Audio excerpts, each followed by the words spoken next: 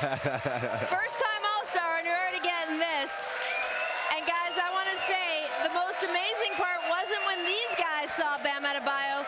Tracy, when you saw Bam and walked in here for this segment, what did you ask him? I asked him how old he was. And I didn't know he was 22 years old. I thought he was a little older. I mean, for him to be 22 and where he is in his career right now, it's amazing. Right.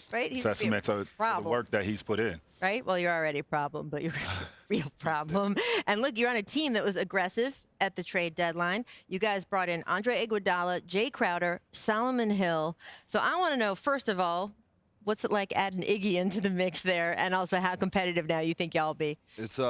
It's a great thing for us because he's competitive, and you know, he builds leadership, and also he's been in the finals. He knows how to win, so that just adds on our arsenal. And then everybody know how Jay Crowder is. Yeah. You know, I love Jay.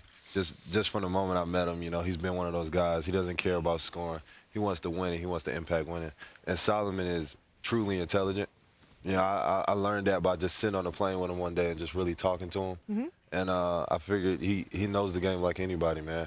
I feel like some people discredit him just because situations he's been in, but he's truly intelligent. Jimmy Butler, new teammate this year. Being with Chicago, being with Minnesota, there was some talks coming out of the locker room that he was a little too hard on his teammates. Being that you're his teammates for the first half of the season, what's the impact on Jimmy Butler on this team and on you as well? And do you think him being hard on teammates is something that is true of what's been said about Jimmy Butler? Well, our organization is built on people being hard on each other, and that's how you force each other to win.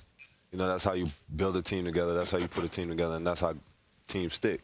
You got to be able to be vulnerable, take the hit, and move on. And I feel like we've all learned that about Jimmy, and we all accepted it.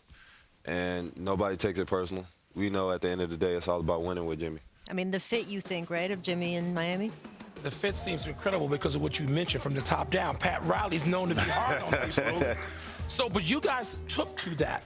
What is it about this group, Bam, that allows you, when Jimmy Butler says what he says with some, you know, gravel in his voice, to take that the right way and use it? I feel like that's built from the summer.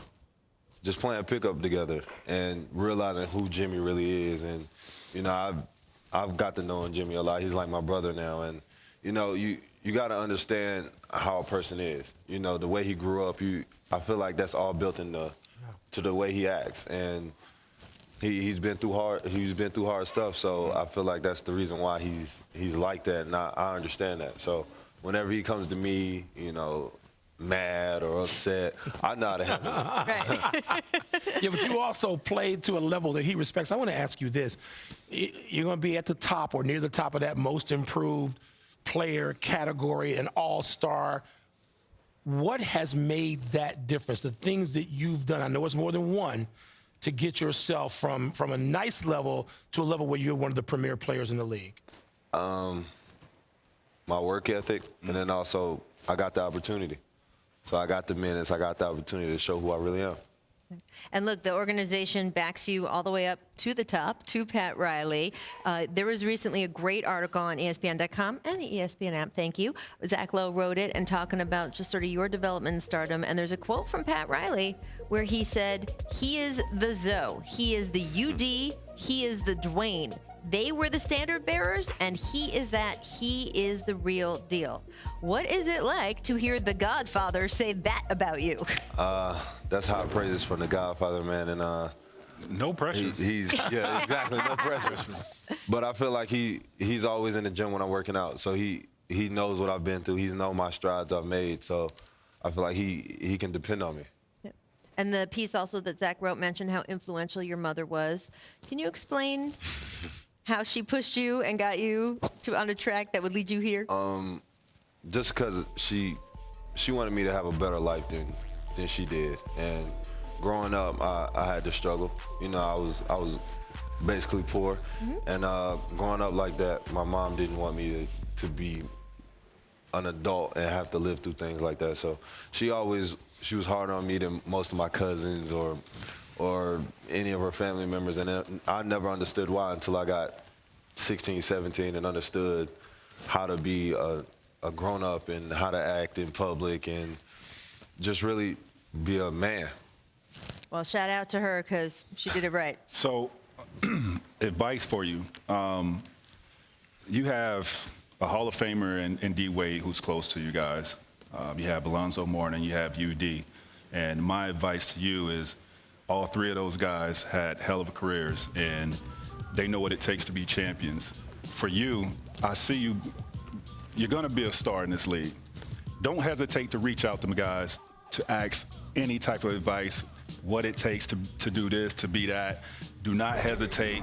Don't be bashful about it. Ask as many questions as possible because those guys are right there at the hand for you to basically just reach the potential that you want to reach. So that's my advice to you. Appreciate that. That's a Hall of Famer advice, so. Exactly. I just got more advice. Bam, we will be watching you all weekend. Thank you so much for sitting with us today. Thanks so much for watching ESPN on YouTube. For more sports analysis and highlights, download the ESPN app. And for live streaming and premium content, subscribe to ESPN+.